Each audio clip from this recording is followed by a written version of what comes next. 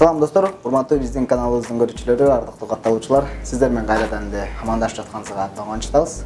Биз азыр жогоруда айтып аткан Абай мырзанын үйүнө кирип келип отурабыз.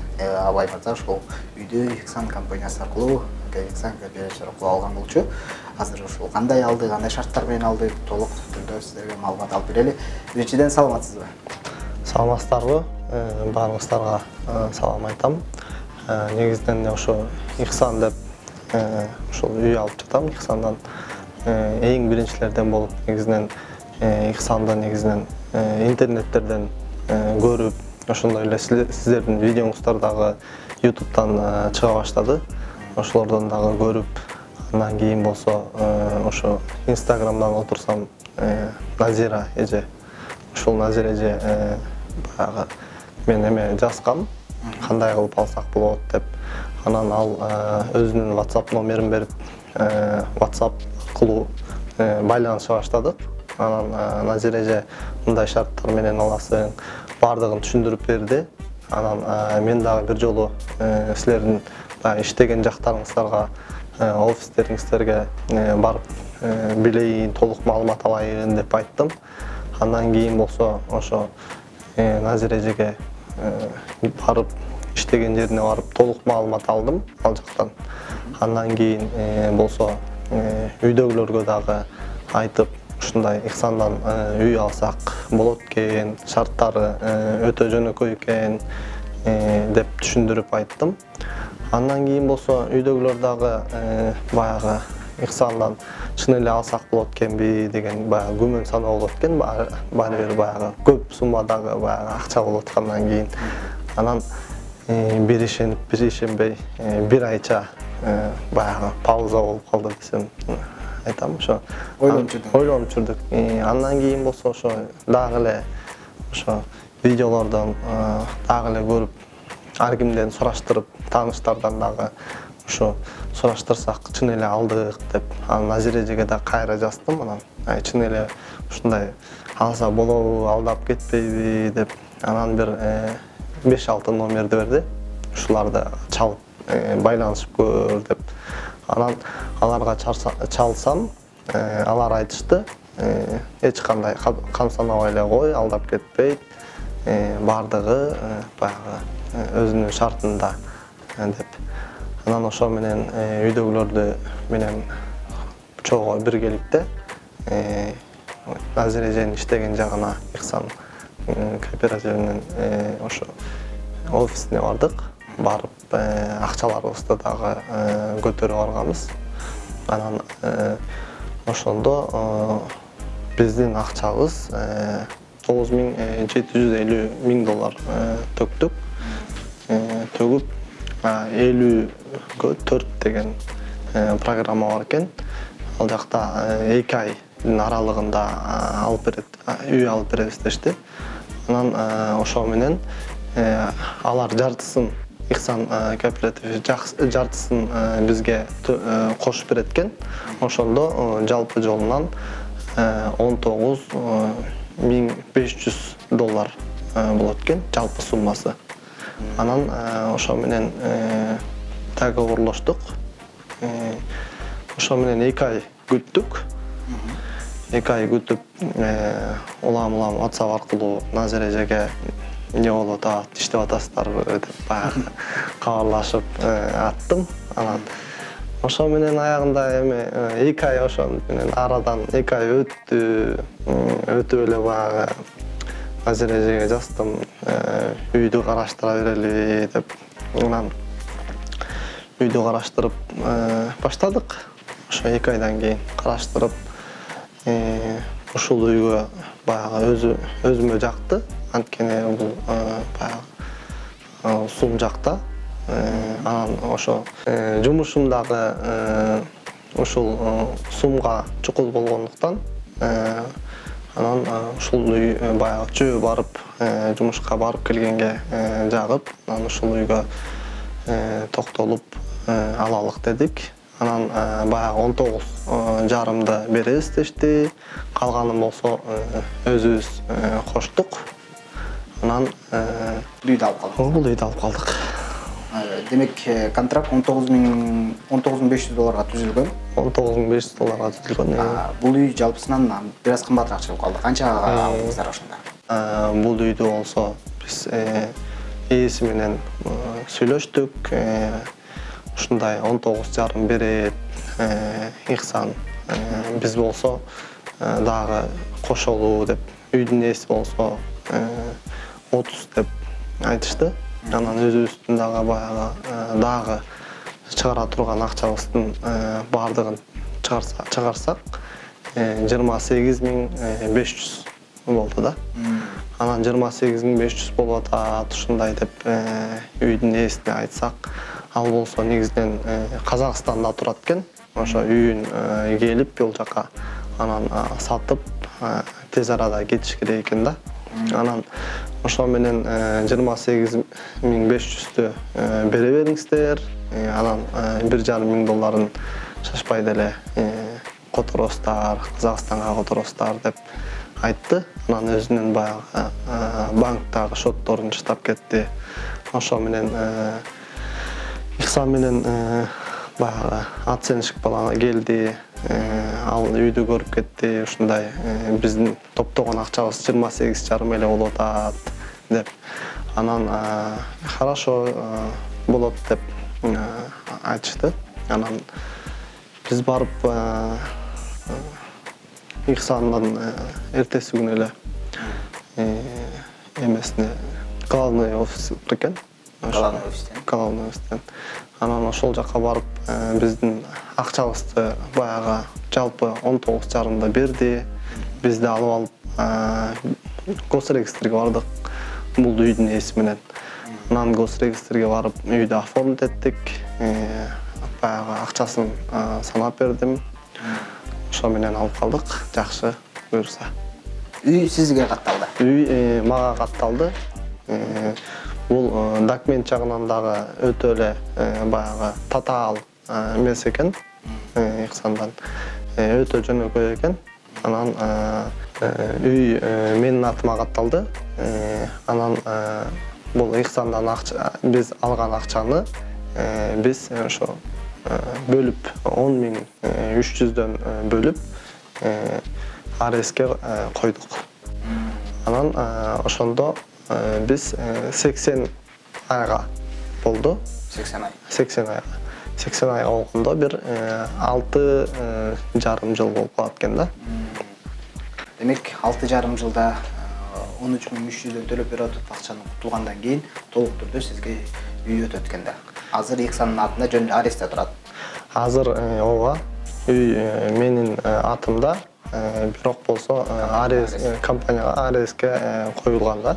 Анан ошол 10,300'дөн айына 6,5 жыл төлөсөм, ошо менен менин атыма өтөт.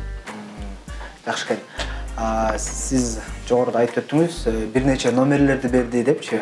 Ошол номерлер Назира айымда ким болду, эмне болгон Назира айым деп атсаңыздар, урматтуу достор, бул биздин Ихсан компаниябыздын, кооперативибиздин топ менеджерлеринен бири Назира айым.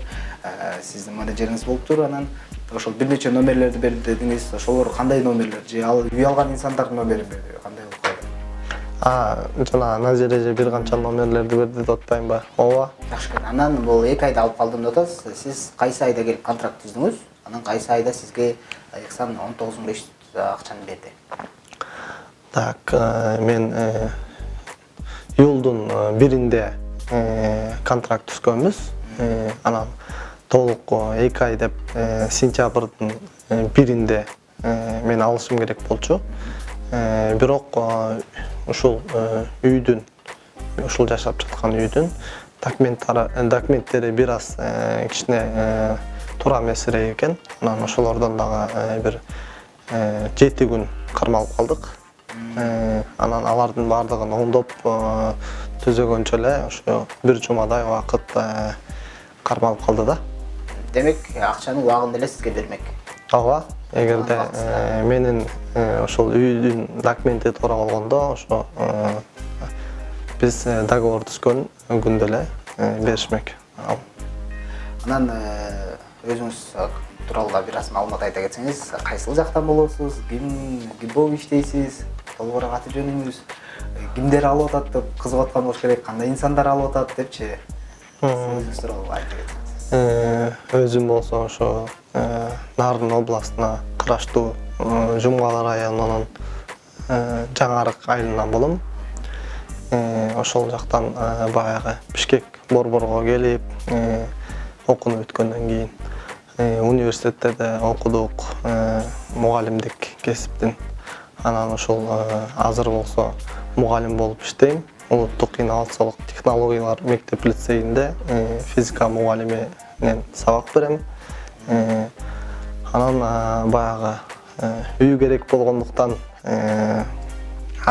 эки жактан кантип үй алыш керек деп көпкө ойлонуп, ар кайсы баягы ипотека, госипотека же болбосо дагы ушундай ар кандай үй алып берүүчү кооперативтерге кайрылып көрдүм. Анан эң ошол оңой, анан эң эле документтеринен оңой жолу болсо ошол Ихсан кооперативи экен. Ихсан кооперативинде документтери дагы көп кыйнабайт экен кишине. Анан бардыгы жеңил экен да. Анан ал жакта дагы баягы акчанын өзүнүн Ихсан берген, бизге акча берген ошол проценттери дагы өтө азыраак экен бөлөктөргө караганда. Негизи сиз азыр 19.000-ден жарымын сиз төлөдүңүз, жарымын сизге Ихсан кооперативи берди да. Берген акчаны 6,5 жылга бөлдү. Ошону 6,5 жылга бөлдү. Ошого пайыз кошуп төлөп атасызбы же эч кандай пайызы жок эле төлөп атасызбы? Бул биз ошол Ихсан 9.750 доллар берди.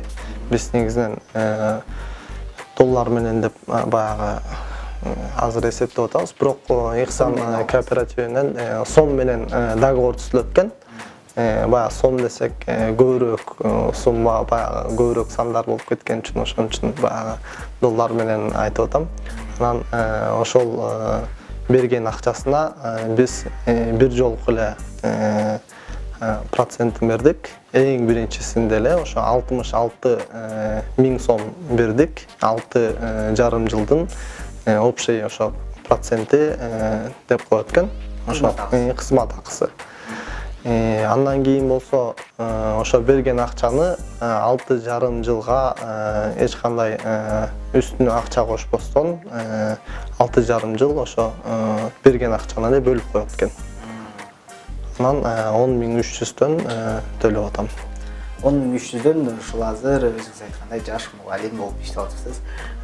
Мугалимдин айлыгына эч кандай кыйынчылык келтирген жокпу? Жакшы төлөп атасызбы же көппү? Эми мугалимдин айлыгы менен ошо 10.300дү айына төлөсөк болот. Жакшы эле? Жакшы. Кыйынчылык жок.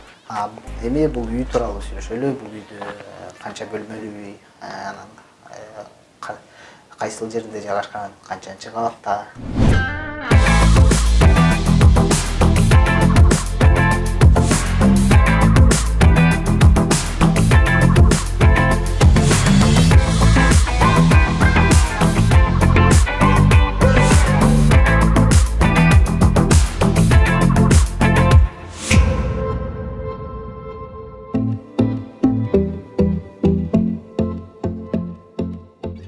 Бул үй негизинен 104-сериядагы үй экен. Анан 2 бөлмөлүү үй. Ремонттору эми орто экен. Кудай буйруса, ошо алдыда ремонттоп жакшы кылып алабыз өзүбүз. Демек, бул үйгө азыр пока кол тийгизген жоксуз. Кандай алсаңыз ошол бойдон турат. Ооба, бул үйгө жакын арада эле ошо теги 8-inde оформить etsek, biz оформление кылсак так 14 сентябрларда көчүп кирдик. Ошондон бери эле баягы эч жерине кол тийгизген жокпуз.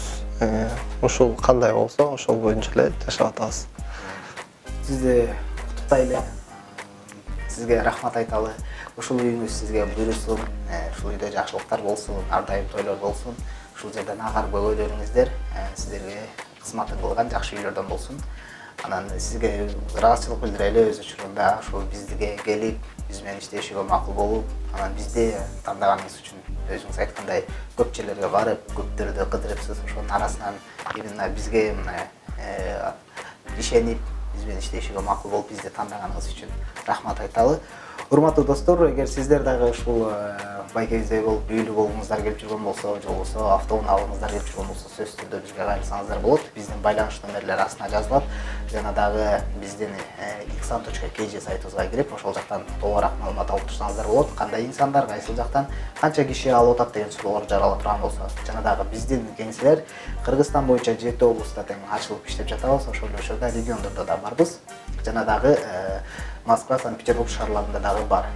Ошол жактарга дагы барып кайрылып турсаңыздар болот.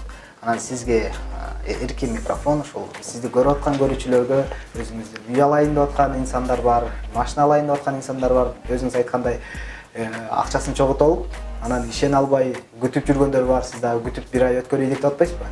Ошондой инсандар бар. Аларга өзүңүздүн кеп кеңешиңизди айта кетсеңиз. Эми ошо биринчилерден болуп Ихсан кооперативине чоң рахмат. Ушинтип жетпей жүргөн баягы үйүмө жетип, ушинтип баягы сүйүнүчтө болуп атам.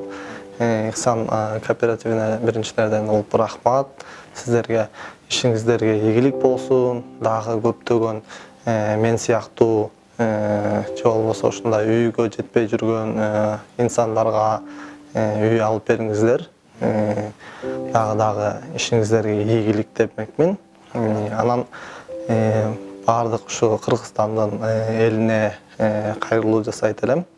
Бул Ихсан кооперативи эң эле жөнөкөй жана эң эле арзаныраак баардык жактарга барып көрдүм. Мынакей ушу Ихсан кооперативине кайрылсаңыздар, сиздерге жардам берет экен.